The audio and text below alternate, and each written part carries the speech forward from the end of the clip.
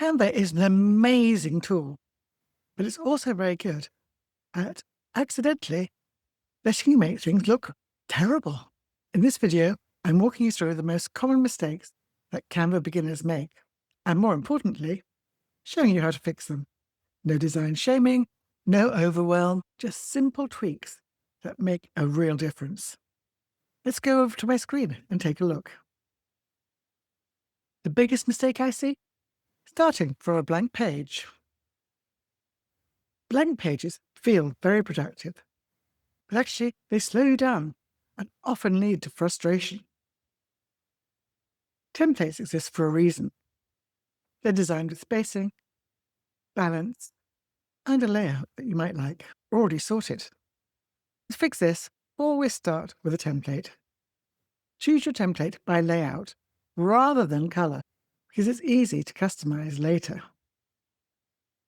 If you go back to your home page, you'll find loads of templates. Just go to the templates on the left-hand side of your screen, or you can just click here and click in templates. Let's move on to mistake number 2, which is using too many fonts. You can see I've changed the fonts on this template, but I've used all sorts.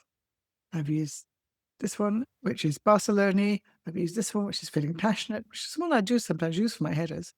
This one is Shrickhand. And these ones are all sorts of different things. These are Garrett. So I've got like 4 different fonts on here already. Let's make it simpler. If your design uses more than 2 fonts, that's when things start to wobble. Too many fonts make your content harder to read, and it looks less professional. To fix for this, 1 font for headings, 1 font for body text. Canva templates already have this rule, so trust them. I've switched this to my brand fonts. You can see them here.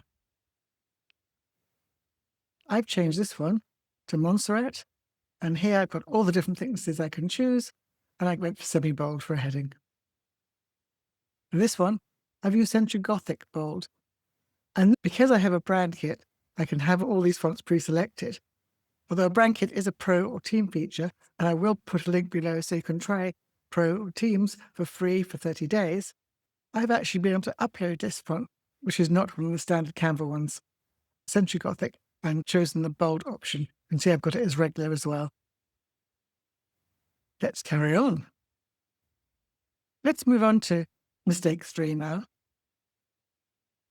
And that's using too many colors. Same as fonts, really. Canva gives you every color imaginable. If I click on that and then click on the font options, you can just see I can go forever and ever, have gradients. However, that doesn't mean you need to use them all at once. Too many colors makes your design feel chaotic. Let's fix that. Again, with my brand kit, I've got my palette of colors there already. I've stuck to 2-3 colors. I'm just using white and the sage green. And I reuse those colors all across my designs. I've also got this color here, which is a purple I use. It's the stroke color. I'm going to make this slightly thicker so you can see it. Reuse the same colors across your designs because consistency definitely beats creativity. You start to get recognized for the colors that you use. On to mistake 4, overusing element. Let's go across to the Elements tab. You can have all sorts of graphic elements.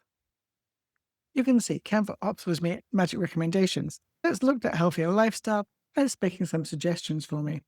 And I've just put a random selection in of icons. And here you have some collections that you can use. However, let's look at it again. This has just become overwhelming. While elements are fun, they're also dangerous. Icons, shapes, lines, stickers. They add interest, but too many make your designs just look cluttered. The fix: use 1 or 2 elements only. And this one I could actually change the color, and I've changed that to my brand color. And white space isn't empty space, it's intentional. You can see I've removed the line because I felt that was too crowded as well. Even when it was very thin, I didn't believe it added anything, so I've just taken it away. And thicker, it looked too crowded. Let's move on to mistake 5, which is ignoring your alignment and spacing. This is one people often struggle with because it's not that obvious to find. I'm going to go to File, and as I scroll down and click on Settings, you can see it says Show Rulers and Guides. I'm going to click on that, and now you can see where all this spacing is. As I can line up this element, it's actually between 100 and 110. I'm actually happy with that one. But this one isn't really in the right place. I'm going to go to the cross-headed arrows, move that across, and you can see the very faint dotted red lines showing me as I move it how I'm lining it up.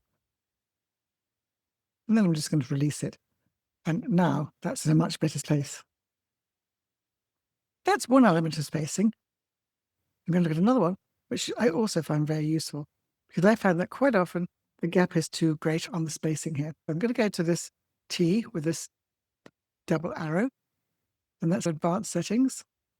And I'm going to change the line spacing here to make it a little closer. You can see how much larger that is than the one I have now. I'm much happier with that. If I also move this box, I can move it so that it has the same space below the box above and from the bottom here, which will also give it a more balanced look and feel.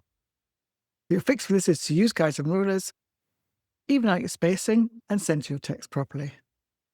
One of the things that you do need to be aware of, particularly if you're doing Instagram posts, which this is that you want to stay within the margins for the post. And that's the darker red line that you can see now.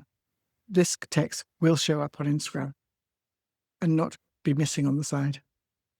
Mistake 6, using low quality images. Now, to be fair, I had to go and create this and pixelate it myself. Pixelating is when the dots are larger and it just doesn't quite look right. The picture is very blurred. This is what you want to avoid. The fix for this is quite easy.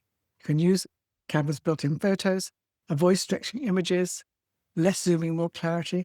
And the other one I was going to show you is check for overlays. So I'm going to go back onto this one, and I'm going to click on Position. I will look at Layers. And this is giving me an overlay that's been added. Now, I think that overlay makes the picture look quite grainy. So I'm just going to simply go into that, and I'm going to delete it. And even though that's very pixelated, the photo is now brighter, so I'm happier with that. Close that down. And you can see the overlay isn't showing any longer. Don't forget to check for those overlays, because that can make your photo look less clear. However, one of the things that does happen once you take the overlay off is that your text might not stand out so much. I'll go back to one of these ones so you can see. Let me take the overlay off from here. I'll delete it. So you can see my font here is not quite so clear. How I'd fix that is go into Effects. I've clicked onto Effects. I'm leaving the roundness and the spread the same. And it's picked up a color for me. And I can reduce the transparency. I don't want the background of this to look too strong. I just want it to help lift the text slightly. I'm quite happy with that. And then let's move on to mistake 7, the final mistake that we're looking at today, which is downloading the wrong file type. And that's really easily done. I do that too often myself. Click on Share, go to Download, and you have all these options. Now, for some reason, this one is suggested as an MP4. I just want to use this as a straightforward Instagram post. So I'm not going to do that. I will look for PNG for social, or I could use a JPG. If I want to print a document, I go to PDF standard. And if I want a video, I go for a video.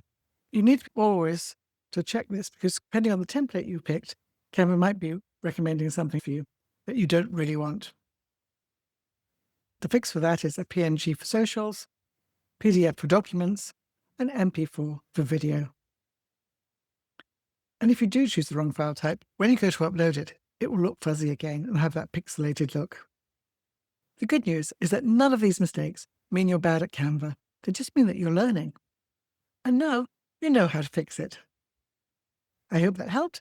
And if you liked this video, please click below and do follow me. And then you'll know when I'm next recording a video.